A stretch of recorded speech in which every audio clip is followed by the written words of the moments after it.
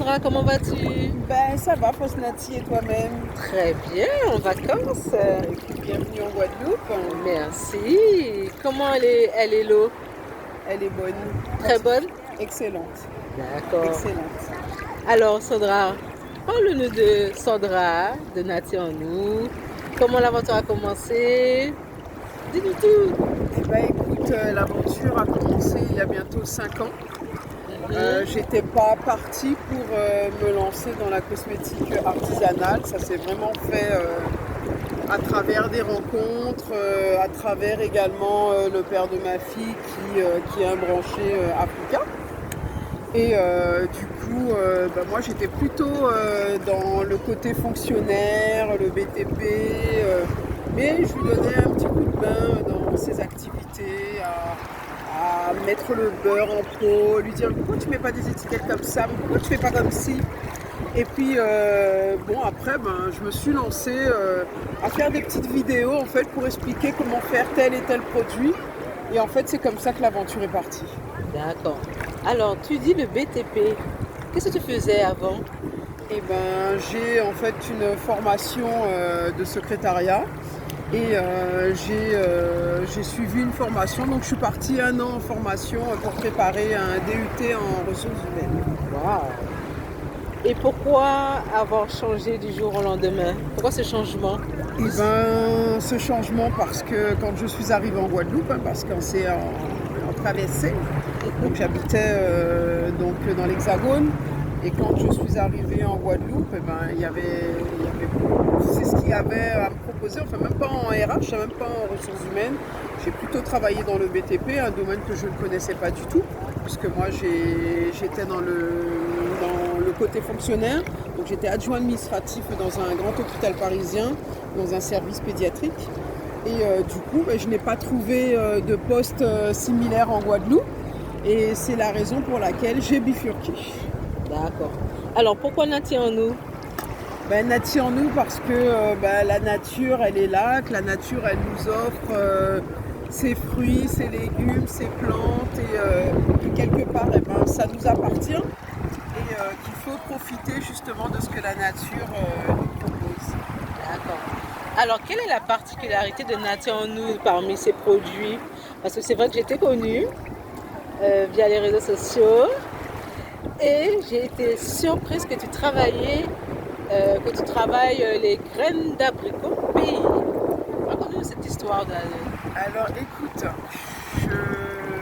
l'idée en fait, moi c'est comme ça. Moi je fonctionne par... j'ai une idée qui va me traverser l'esprit. Je vais prendre du temps à la mettre sur pied, mais une fois que je suis dessus, je lâche pas. Et je me suis dit, mais on travaille souvent les graines de mangue, puisqu'on fait du beurre de mangue, on fait également du beurre d'avocat. Et je sais pas, j'ai vu ce fruit-là, l'abricot, et je me suis dit, mais peut-être qu'il y a quelque chose à faire dedans, quoi. Donc j'ai pris la graine et je l'ai ouvert pour regarder ce qu'il y avait à l'intérieur. Et je me suis dit, bon, si on utilise les graines de la mangue, les graines de l'avocat, pourquoi pas les graines de l'abricot. Et en fait, c'est comme ça que je me suis lancée à travailler la graine de ce fruit. D'accord. Alors, quelles sont les propriétés de l'abricot pays? Alors, au niveau des propriétés, moi, je dirais du retour que j'ai moi de mes clientes qui l'utilisent. Elles me disent qu'elles ont souvent des affections cutanées, donc des problèmes d'eczéma. Et elles trouvent que ça les soulage énormément. Donc si j'avais affaire à une seule cliente, je me dirais, bon, c'est peut-être un hasard.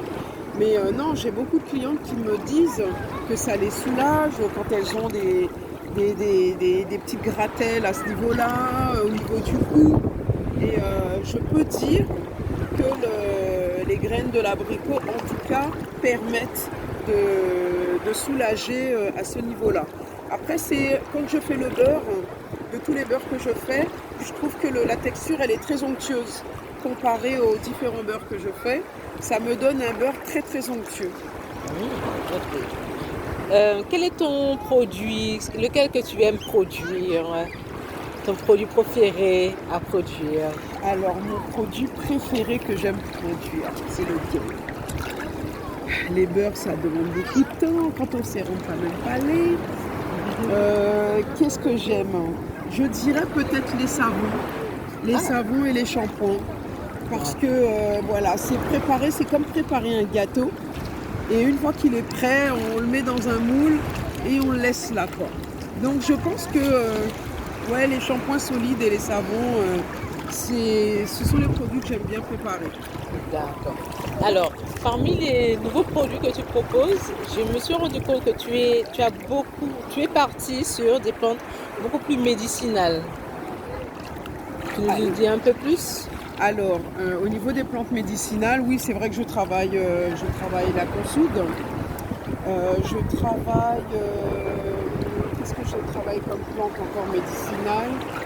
Je travaille tellement de choses. La sauge. Je travaille la sauge, effectivement. Donc la sauge à travers les shampoings. Mais c'est vrai que en plante vraiment pour le bien-être, ouais, la consoude, beaucoup la consoude, parce que c'est une plante, consoude, elle porte son nom, hein, elle a des facultés de consolider l'ossature. Et puis c'est une plante que moi-même j'ai utilisée à travers mon expérience quand je me suis cassé la jambe. Donc la consoude, et j'ai l'intention justement d'ouvrir, d'avoir une ouverture un petit peu plus ouverte. Il y a aussi le tulsi que je travaille aussi à travers les shampoings. Alors le tulsi, tu nous donnes l'autre nom du tulsi? Alors le tulsi, c'est le basilic sacré, son deuxième prénom. Après il y a son nom aussi un petit peu plus scientifique. Oui, puis c'est pas basilic pourpre aussi. Oui, le basilic pourpre. Il y a encore, on lui donne beaucoup on l'associe à beaucoup de noms en fait cette plante-là. D'accord. Ok. Alors, Sandra, là, on va rentrer un peu plus dans des questions un peu pièges. Non, je regarde. Attention. Alors, non, pas des questions pièges. Alors, la boutique, c'est pour quand? Alors la boutique c'est pour quand? Oh, mais bah, je ne sais pas. J'aimerais bien, mais La pour boutique. l'instant, je ne suis pas en mesure d'avoir une boutique parce que c'est des charges supplémentaires. Il faut aussi prendre en compte les charges et que j'ai pas encore les moyens financiers pour avoir un local. Mais c'est un projet qui me tient à cœur. D'accord. Ouais. Alors, Sandra, est-ce que tu fais des ateliers cosmétiques ou est-ce que tu préfères juste le conseil? Est-ce que tu fais des ateliers? Alors je ne fais pas d'atelier pour le moment, même si on m'a déjà sollicité. Je ne fais pas d'atelier pour la simple et bonne raison qu'il me faut un espace pour pouvoir le proposer et que cet espace-là, pour l'instant, je ne l'ai pas. Donc quand j'aurai l'espace, les choses vont se faire. Je ne suis pas pressée en fait. On me le demande, c'est là, c'est en projet et quand ça va se faire, vous serez au courant. D'accord. Alors, un site internet? Oui, j'ai un site internet qui s'appelle Nati en nous, tout simplement. Et une boutique en ligne via Summer. D'accord. Alors, des points de vente, tu en as où des points de vente? Est-ce que tu en as que en Guadeloupe? Est-ce que tu en as en Guyane? Est-ce que tu en as sur Paris, sur la Martinique? Donc j'ai un point de vente sur la Martinique, donc chez Post Nati, donc chez Aurélie. Et ensuite sur la Guadeloupe, j'en ai sur la Grande Terre, j'en ai sur la Basse Terre, donc Pointe-à-Pitre, Sainte-Anne, Gosier, Cap-Esther, Basse Terre, le Moule. Donc j'ai quand même pas mal de points de vente. D'accord. Ouais. Et la France? Alors la France, j'ai une boutique qui prend quelques produits, elle n'en prend pas beaucoup, mais on essaiera d'améliorer ce point-là. Et c'est une boutique de vêtements qui s'appelle Glam Ethnique à Paris dans le 18e. D'accord. Regarde, aujourd'hui, Sandra, il fait beau, il fait chaud, il y a du soleil. D'accord? On a bien mangé. Qu'est-ce qu'on pourrait mettre sur la peau pour une journée comme ça, une journée plage, avant, pendant, après? Alors si on a envie de se dorer la pilule comme on dit, on peut prendre une petite huile coco, un petit mélange de coco roucou. Ça permet justement de bien peaufiner le teint. Et si on veut, alors je prévois de faire quelque chose justement pour les cheveux, pour protéger les cheveux avec le sel de mer. Donc ça sera pour les vacances, pour À les venir. grandes vacances. Un petit sérum. D'accord. Alors, j'ai une petite question. Pour les enfants, qu'est-ce que tu pourrais conseiller parmi tous tes produits pour les enfants? Par exemple, les bébés. Qu'est-ce que tu pourrais conseiller pour les bébés? Pour les enfants de plus de 3 ans, pour les ados? Qu'est-ce que tu pourrais conseiller? Alors, moi, ma gamme ne concerne pas les bébés. Mhm. Donc il faut savoir, hein, quand on se lance dans la cosmétique pour bébé, c'est un petit peu plus délicat. Donc pour l'instant, je ne suis pas à ce niveau-là pour les bébés. Après, pour les enfants à partir de 3 ans, ben, les parents peuvent utiliser les différents beurres. Donc mis à part l'avocat cannelle dans lequel il y a de l'huile essentielle de cannelle. Mais sinon tous les beurres, les huiles également. Donc les parents peuvent les utiliser sans aucun problème. Également les shampoings solides, les shampoings liquides, mis à part ceux où il y aura de l'huile essentielle. Parce que l'huile essentielle c'est pour les enfants à partir de 7 ans. Ok, Donc, d'accord. voilà. Sandra, j'ai une petite question. Tu m'as dit ça fait 5 ans que tu es à l'entreprise Nature en nous. Mhm. Comment c'est d'entreprendre en Guadeloupe?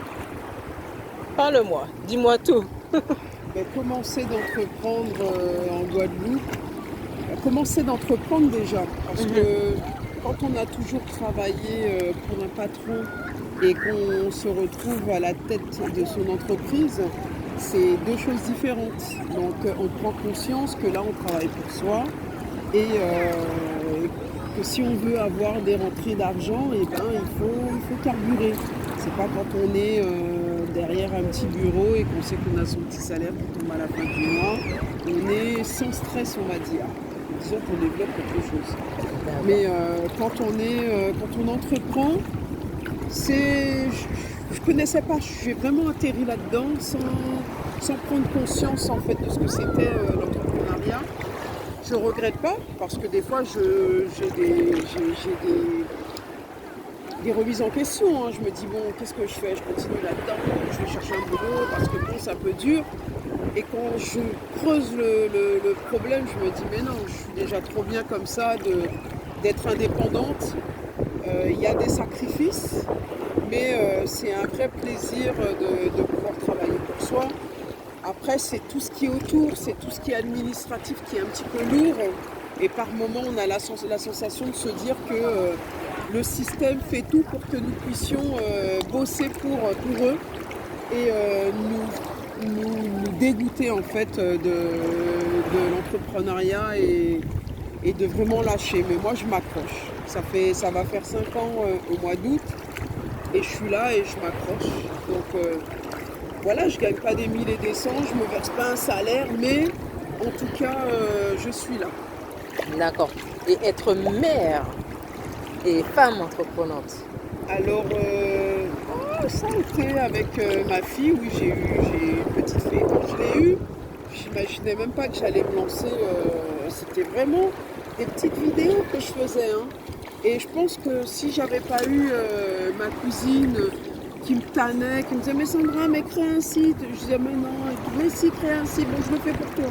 Et c'est elle qui a créé le site et c'était elle qui était derrière et c'est elle qui me poussait. Et c'est comme ça que j'ai fini par être là où je suis aujourd'hui. Ma fille est arrivée, j'ai géré ma fille comme d'habitude. Elle allait faire les marchés avec moi quand elle était petite et elle continue encore aujourd'hui. Donc ça n'a pas été un frein.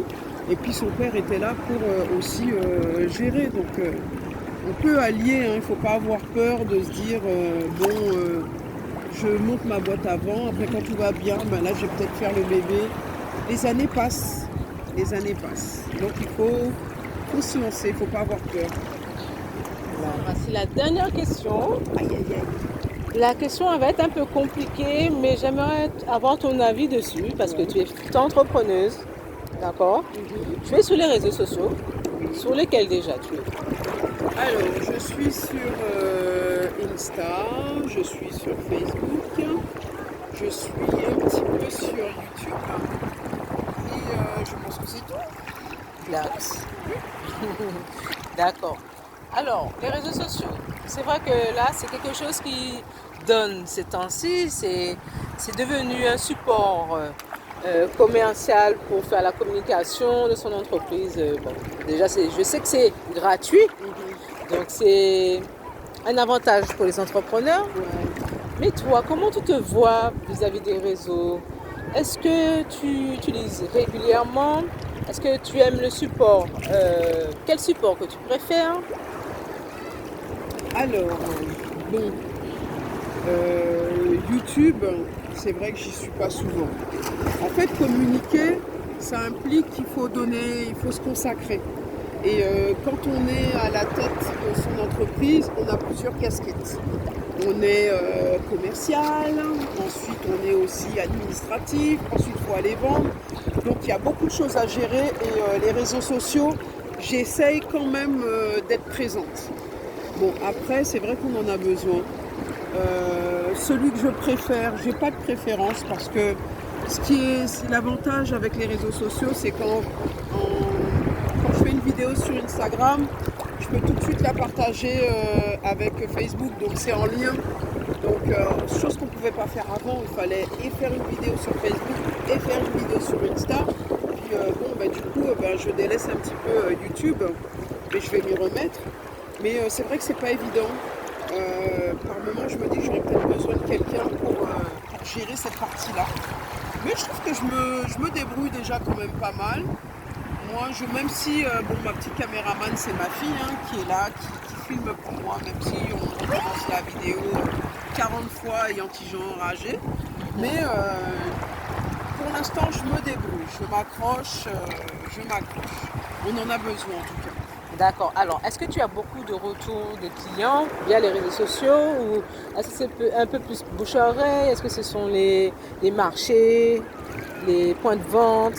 Non, j'ai beaucoup de retours sur les réseaux sociaux. J'ai beaucoup de messages. Moi-même, des fois, je vais faire une vidéo. Après, je suis pas dessus pour regarder, bon, j'ai combien de vues. Non, je suis pas dessus. Je fais ma vidéo. Peut-être qu'en fin de soirée, je vais regarder. Mais des fois, j'ai des vidéos qui dépassent le nombre de partages. Je me dis, mais c'est de la folie, quoi. C'est juste une petite vidéo que j'ai faite. Après, moi, c'est le côté où, comme je suis dans la vie, c'est comme vous me voyez dans mes vidéos, c'est comme ça que je suis. Voilà, moi, je reste de mon côté naturel. Je suis pas dans le bling-bling. Et j'ai vraiment beaucoup de retours.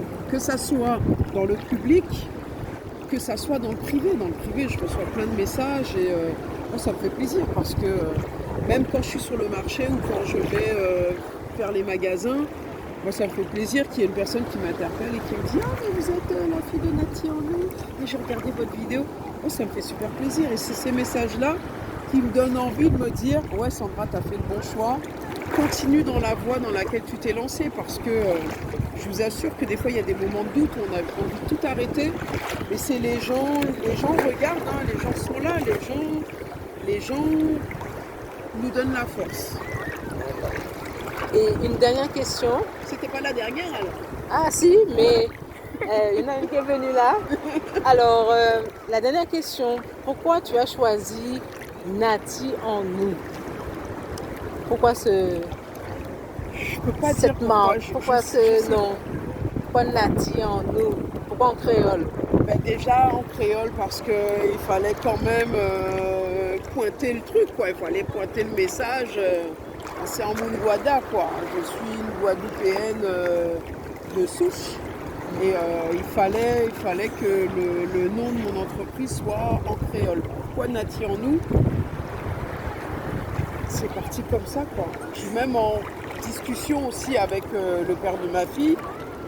On cherchait les noms et puis voilà, Nati en nous, c'est sorti et après je me suis dit bah ouais, Nati en nous ça me plaît bien. Puis les gens c'est assez compréhensif donc c'est parti comme ça. Il n'y a pas d'histoire. Je trouve que c'est très représentatif, excusez-moi. La nature elle est là, elle est en nous, elle est autour de nous. Donc, Là, tu as compris la petite baie de mer en plus. on peut demander plus. C'est pas le paradis alors. Alors, un dernier mot pour la fin? Eh ben, le dernier mot pour la fin, c'est que je vous remercie. Et puis, Nati en nous. C'est beauté comme nous. Donc c'est mon petit mot de la fin que tout le monde connaît. Et merci Aurélie. Et puis on se dit à très bientôt en Martinique. De rien, bisous. Ciao, ciao.